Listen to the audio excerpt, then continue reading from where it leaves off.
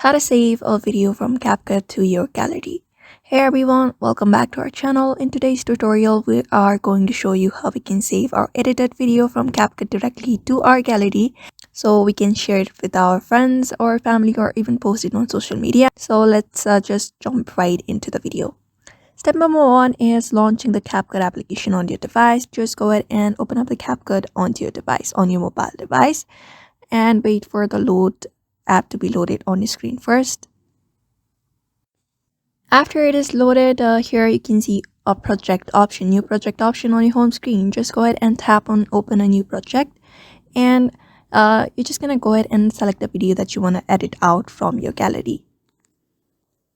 Once you're done editing your project and your project is ready, you're just gonna go ahead and tap on the export button in the top right corner of the screen. It might say something like export video or show an arrow pointing up. So the new updated version of CapCut allows you to export video only if you watch the ad. So the ad may be up to from 30 to 60 seconds. So you're just gonna go ahead and export the video, select the quality if you want. You can find the quality of the video beside the export. After selecting it, just go ahead and export the video, and that once that is done, it will be directly saved into a gallery.